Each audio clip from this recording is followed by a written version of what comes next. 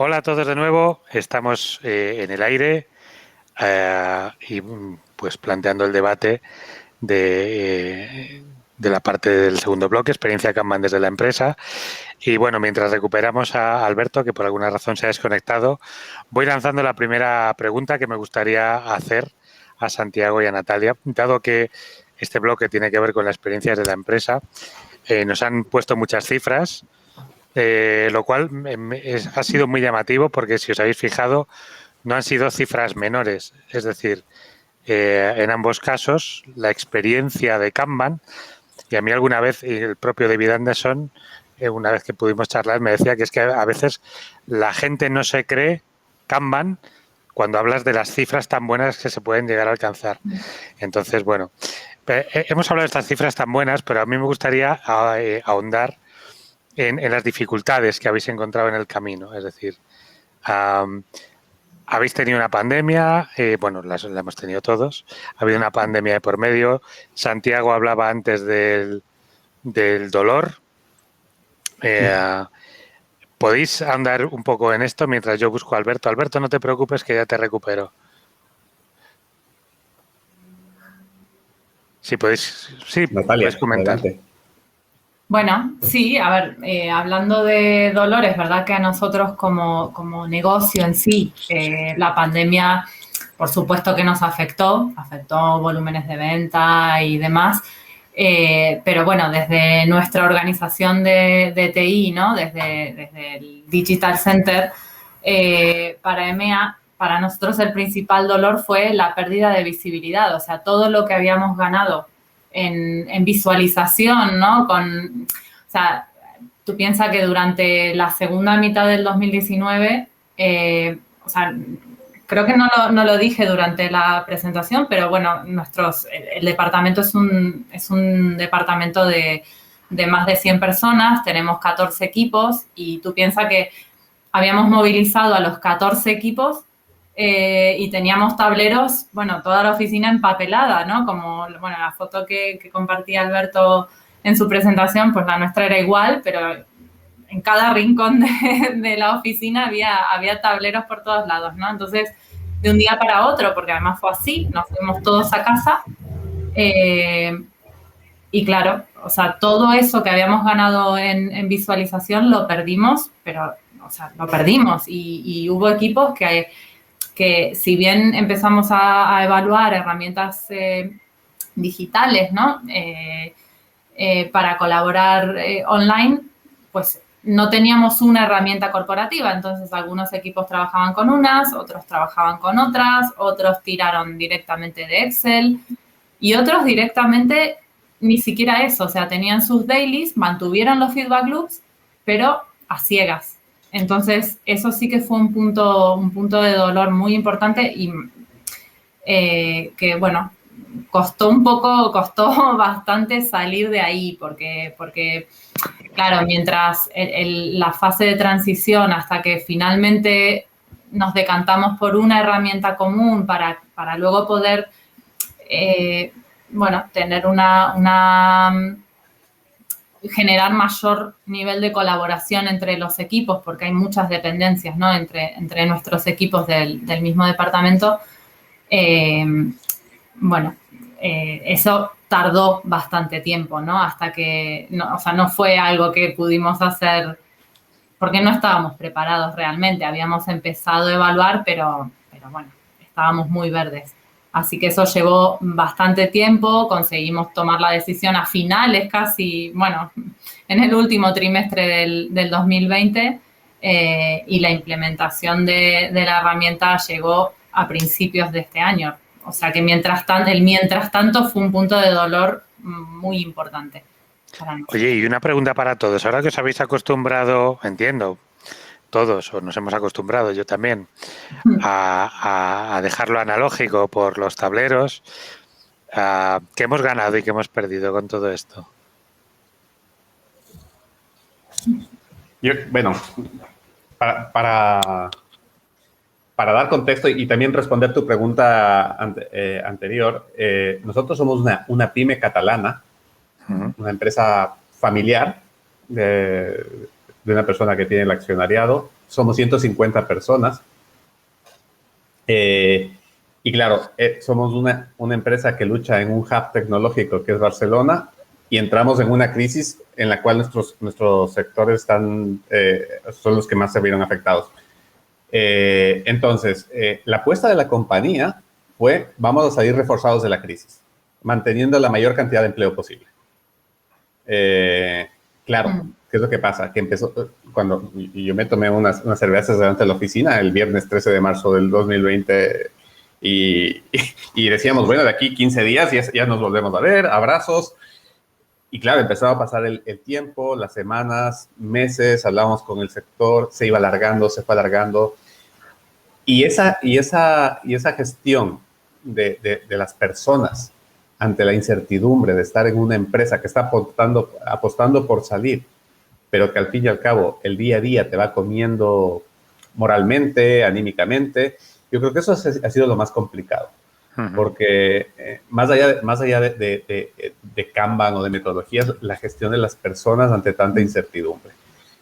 Yo creo que en nuestro caso lo estamos haciendo lo mejor que podemos, yo creo que bastante bien. Obviamente ha habido cambios, ha habido salidas, porque la gente necesita seguridad también, las personas necesitan seguridad. Y ahora estamos en una fase de recomposición de los equipos, pero también es una fase que puede ser importante para reavivar el enamoramiento hacia el proceso de transformación, porque nos volvemos a nacer. Y es como lo estamos enfocando ahora también con Alberto, que nos volvemos a conectar para ya la segunda fase, ¿no? La segunda cima, coronar la siguiente cima. Y en cuanto a qué nos ha aportado, cosas buenas, que la flexibilidad en la vida, que a veces puede ser un problema porque lo que a nosotros como compañía nos unía era la cultura siempre. Entonces, la cultura se crece y se mantiene por el contacto. Y la flexibilidad que da el home office hace que pierdas el contacto físico. Yo creo que tenemos un grandísimo reto de cómo vamos a hacer, porque ahora vamos a ir seguramente a un modelo híbrido como muchas compañías, pero tenemos que rehacer esos espacios de contacto que era lo que nos daba la esencia y nuestra razón de ser como organización. Ok, gracias. Hay un par de preguntas que os voy a lanzar. Sam se interesa por las herramientas que estáis utilizando para llevar a cabo esta digitalización. ¿Cómo habéis conseguido digitalizar toda esa información que estaba en cientos de tableros? Bueno, eso, como decía antes, fue un desafío importante y nos llevó mucho tiempo de evaluación. Evaluamos, bueno, por decir, 4 herramientas principales. También sopesábamos mucho. Nosotros somos parte de un gran grupo, ¿no? Entonces, dentro del grupo hay herramientas corporativas. Nuestra herramienta corporativa para la gestión de ticketing, digamos, es ServiceNow o OneService. Y bueno, ServiceNow ofrece posibilidad de gestión con tableros ágiles y demás, pero bueno, finalmente el grupo tendió a inclinarse por Jira como herramienta corporativa y bueno, tras haber evaluado muchas otras, entre ellas Kanbanize o bueno, incluso Trello, terminamos decantándonos por Jira como herramienta corporativa para el grupo. En vuestro caso, Alberto o Santiago. Nosotros, yo te doy un poco mi perspectiva de herramientas visuales, al final, complementando un poco también la primera pregunta que hacías, ¿no? En este caso nosotros estamos utilizando Kanbanize, pero a mí, por ejemplo, siempre en el trabajo siempre me gusta utilizamos Kanbanize porque es una herramienta que está ajustada al propósito. Es decir, si tú lo que quieres es sacar el máximo rendimiento de Kanban, lo mejor es una herramienta que se dedique mayoritariamente a un enfoque más Kanban. Hay Kanbanize, hay otras, hay Kanban, Nave, pero sí que eso sí que nos gusta, ¿no? En este caso. Sobre el tema de la pregunta anterior que hacías, yo hacía una pequeña reflexión en en una de las slides, ¿no? De cuando hablábamos de los tableros físicos. Yo antes era super believer de los tableros físicos, me encantaban. Pero ahora con el tiempo, desde el tema del tema de estar en casa, sí que es verdad que he visto que igual es un poco waste de tener que apuntar las cosas en un tablero físico y en uno digital. Tenemos que hacer 2 veces el mismo trabajo. Entonces, si lo que queremos mantener es la visualización, si estamos dentro de la oficina, se puede proyectar el trabajo y tener un panel digital proyectado, ¿vale? En el cual ya genera ese efecto. Es verdad que no es tan fancy como los POSIT. Los POSIT son muy luminosos. Cuando estás empezando una implementación, yo sí que soy partidario del tablero físico porque, sobre todo si la empresa está empezando con el tema de agilidad, es una forma de radiar la información hacia los demás, es llamar la atención, oye, estamos haciendo cosas diferentes, queréis informaros, queréis tener esa inquietud por conocer qué estamos haciendo y eso va bien. Pero como en el caso de Voxel ya es una organización con más tiempo, lleva tiempo trabajando ya conoce los beneficios de la agilidad, vamos un poquito más a la practicidad. Es decir, oye, si esto lo voy a tener que hacer 2 veces, lo hago una y ya está. Gracias, José Manuel. Pregunta, ¿por qué lo llamamos transformación, y él se incluye, si lo deberíamos llamar adaptación?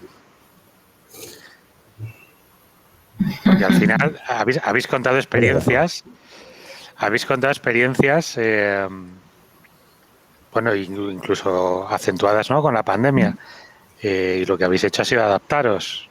Sí, es una reflexión interesante y totalmente de acuerdo. Al final estamos, yo creo que me incluyo, a veces englobamos ciertas iniciativas en palabras comúnmente usadas, cuando en realidad no nos transformamos en nada. Simplemente no nos levantamos mañana y nos transformamos en algo. Simplemente nos adaptamos a las necesidades que tiene la compañía en el siglo XXI y en las cartas que nos da ahora mismo el mercado, incluido la pandemia, ¿no? Entonces, totalmente de acuerdo con el matiz y bien corregido al final. Al final es eso, caemos muchas veces en esa comunicación y a veces hay que cuidarlo, ¿eh? Sí que es verdad. Sí. Bueno, a mí, ¿cómo me resuena esto? Es que la transformación no ocurre de un día para otro, ¿no? Es, como decía, para nosotros es un recorrido, es un viaje, ¿no? Y no ocurre de un día para otro y es un proceso de adaptación continua. O sea, es el plan Duchecac del ciclo de Deming, ¿no? Pero es que es continuo. Así es como lo vivimos también en nuestra organización. Pues oye, ahora que habláis de esto de adaptación o de transformación, habéis hablado de transformación cultural. Y la transformación cultural, claro, cuando hablas del método Kanban, que empieza con lo que estás haciendo, es como que pareciera que no lleva implícita necesariamente así a priori, ¿no? Sabemos que no es así. Un tema de transformación cultural.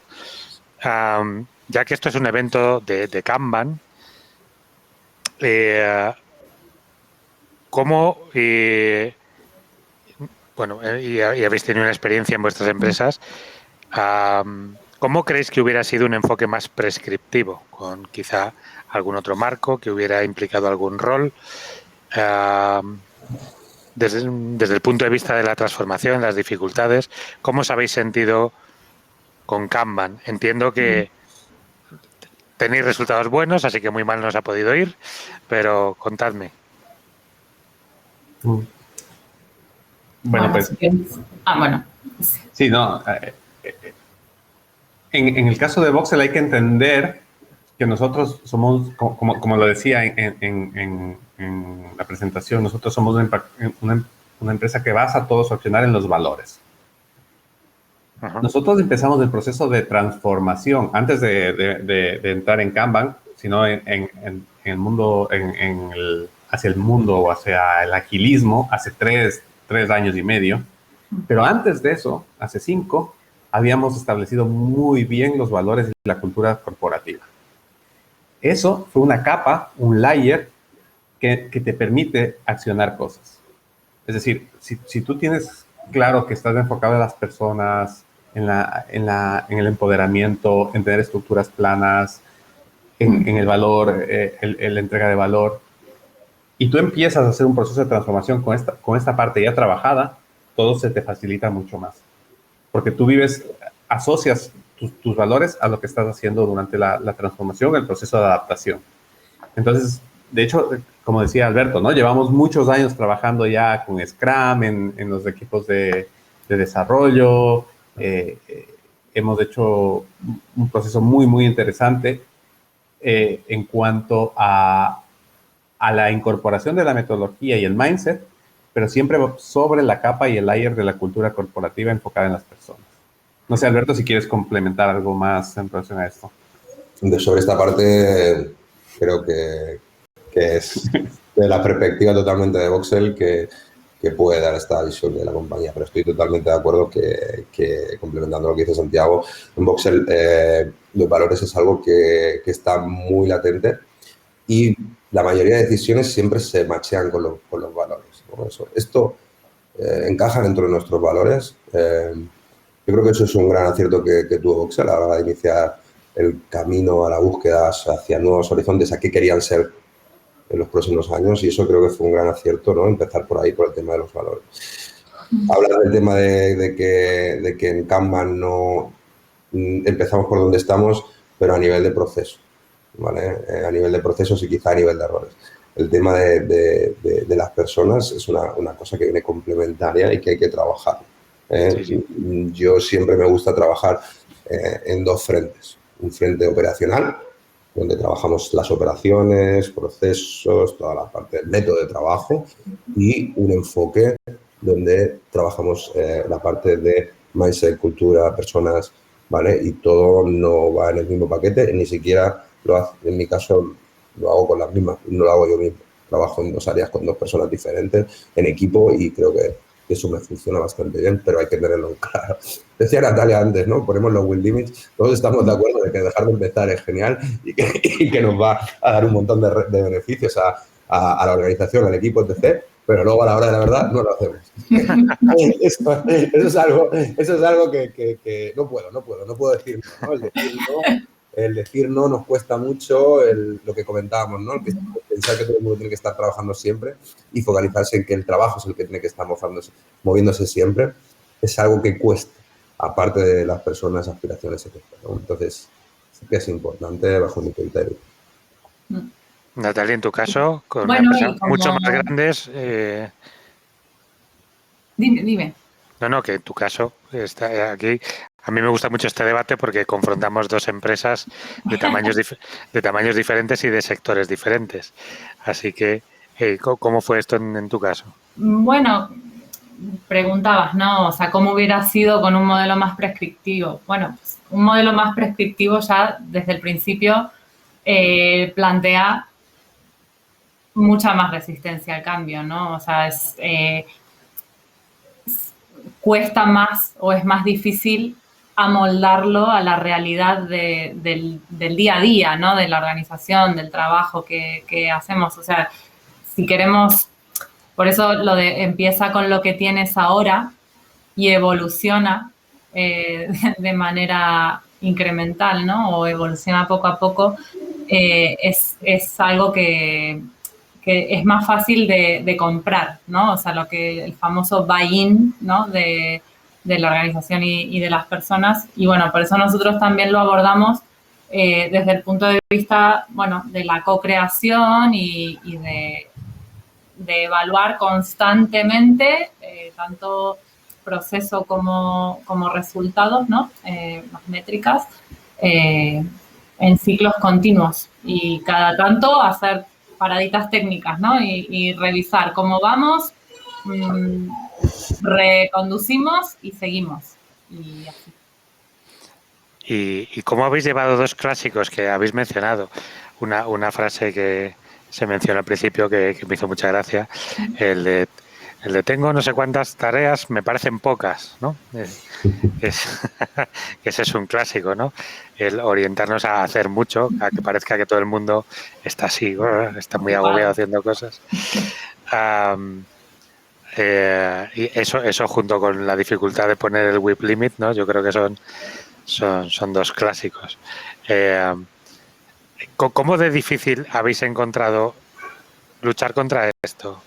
O sea, porque yo os hablo de mi experiencia personal, ¿eh? Yo pues son dos clásicos que son difíciles de abordar. A veces se consigue bien, a veces no tanto. ¿Cómo lo habéis llevado vosotros? Bueno, en nuestro caso ha ido como por rachas, ¿no? Vamos a decir, el último trimestre del 2019, principios del 2020, quizás nos animábamos más a probar. Los equipos se animaban más a realmente poner ese with limit. O sea, algunos no llegaron ni siquiera a ponerlo, a establecer un número, ¿no? Pero los que sí consiguieron hacerlo, luego toma o conlleva un salto de fe, ¿no? O sea, de decir, bueno, voy a decir que no. O sea, el decir que no y bueno, asumir que a lo mejor en algún momento puedes estar parado, pero el trabajo, o sea, a lo mejor una persona está parada, pero el trabajo continúa fluyendo, ¿no? Bueno, como digo, al principio nos animábamos más. Luego, ahora estamos en una fase en la que quizás hay como más desorden, ¿no? Hay mucha, o sea, ha vuelto a aumentar muchísimo la demanda, entonces hay demasiados temas urgentes, peticiones que son legales y que hay que implementar sí o sí y parar lo demás. Entonces, bueno... Santiago asiente. Bueno. Santiago dice que sí, yo creo que está de acuerdo. Sí. Es el dolor. El buca ahora está buca al cuadrado, ¿no? Entonces bueno, es cuestión de continuar adaptándose en la transformación. Es que no queda otra. Ahora es una de las grandes lecciones también, ¿no? De esta pandemia, el adaptarse al cambio. Quien se adapte primero es quien va a perseverar, ¿no? Entonces, bueno, eso, es contraintuitivo, ¿no? El decir, bueno, pero en algún punto hay que poner realmente el límite, porque si no lo hacemos, nos come el work in progress. Claro. Oye, volviendo al tema de métricas y de herramientas, todos habéis mostrado unas métricas muy guays que son las que hacen falta para... Y que son ciertas, ¿eh? No nos inventamos nada. No. y que son ciertas. Entiendo que todas las habéis obtenido de forma automática desde las herramientas que hayáis elegido para llevar vuestra información.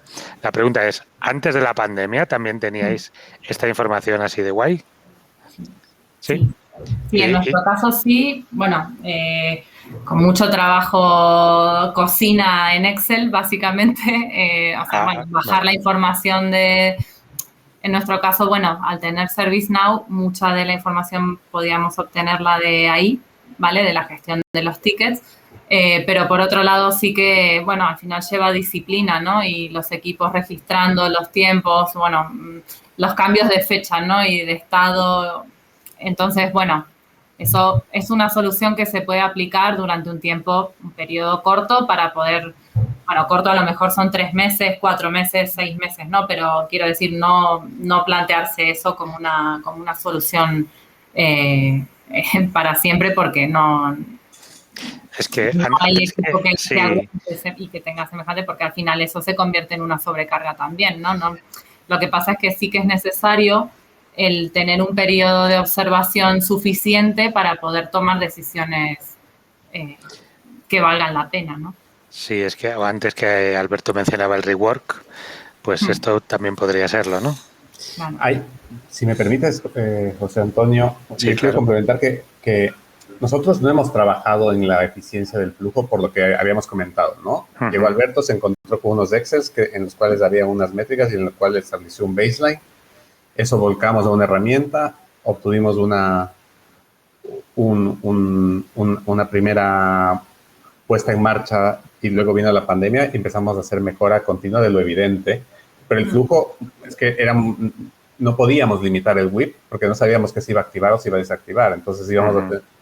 hay muchísimas cosas que se pararon y ahora coincido con Natalia. En nuestro caso ya no es la locura al cuadrado, es a la enésima potencia porque los hoteles están abriendo como pueden. Es decir, es una locura lo que está pasando en nuestro sector. Los restaurantes como pueden, te llaman, oye, es que necesito esto, necesito lo otro. Tenemos la presión de que detrás de la parte de integraciones están grandes clientes. Es decir, nosotros somos un B2B y tenemos grandes cadenas hoteleras que necesitan empezar a enviar transacciones o facturas a grandes operadores turísticos. Entonces hay una presión que es el tema monetario y eso también quería complementar porque, por ejemplo, yo hay cosas que me paso viendo durante esta pandemia, pero sí que me voy viendo la velocidad y un poco cómo está el flujo, pero yo voy viendo también la pasta. Entonces hemos incorporado en esta herramienta toda la pasta que representa cada una de las primeras integraciones. Y yo voy viendo los flujos y reporto semanalmente cómo van los flujos y el flujo de monetización. Y cada inicio de mes tengo que hacer un forecast para decir cuánto vamos a facturar, porque todo es, bueno, siempre es importante, pero ahora más. Es decir, todo lo que está vivo se tiene que monetizar. Hay una cosa que me gustaría complementar de la pregunta anterior, Pepe. O sea, el gran problema, hablaba sobre el WIP Limit y los problemas un poco que genera al introducirlos, ¿no? Por ese cambio de mindset. Yo creo que el gran problema no es el WIP Limit. El buen problema que hay son los bloqueos que se producen dentro del sistema o esas paradas que se producen dentro del sistema. Entonces, a mí me funciona muy bien a la hora de trabajar el WIP Limit también generar una píldora de mejora continua sobre esos bloqueos. Es decir, no solo poner el WIP Limit, sino complementarlo con una píldora con una experimentación de ver, a ver, ¿cómo hacemos para que esto no se bloquee? ¿En qué punto se tiene que bloquear y cómo vamos a desplegar ese bloqueo? Así poniendo el punto de commitment, ¿vale? Bien claro y empezar lo que realmente podemos acabar. Cuando tú empiezas lo que realmente puedes acabar, el WIP Limit creo que no es tan doloroso. Es doloroso cuando sigues teniendo los bloqueos dentro de ese WIP Limit. Ahí sí, vienen cosas importantes, entonces te lo tienes que saltar. Entonces, yo siempre lo complemento con dos acciones, bloqueos y WIP Limit. Muy buena. Bueno, me imagino que eso es en contextos de muchas interdependencias y dependencias externas. Bueno, es uno de los problemas, al final, uno de los problemas que genera esa eficiencia de flujo es esos bloqueos y esas esperas, ¿no? Al final, ¿cómo mitigarlos? Cada organización tiene sus fórmulas y es ahí donde el empowerment de los equipos van a dar la solución al problema. Pero sí que para mí es uno de los focos importantes y que la pandemia nos cortó. Eso no nos libró, o sea, Santiago lo comentó, se ha trabajado el tema de la actividad. Se ha optimizado la eficiencia de flujo, pero no en las esperas, sino en las actividades. Tareas que se hacían manuales, ahora se hacen automáticas y se han automatizado, por lo tanto hemos reducido el time to market, pero no en la espera, en la actividad. Hemos ido más adelante, ¿no? de lo que en verdad nos tocaba, ¿no? Nos tocaba primero trabajar la espera y luego la actividad, pero hemos empezado al revés por las circunstancias, pero no han estado parados. Muy bien. Pues chicos, no nos queda tiempo para más. Seguiríamos hablando toda la tarde, pero tenemos que empezar el último bloque. Os agradezco muchísimo vuestra generosidad, vuestra participación y haber querido compartir todos vuestros datos reales. y pues nada. A vosotros. Pues muchísimas gracias y volvemos en 2 minutos con el último bloque, Kanban desde la estrategia, con Teodora Boceva y el Kanban Maturity Model. Hasta ahora. Hasta ahora. Ahora. Gracias, Antonio.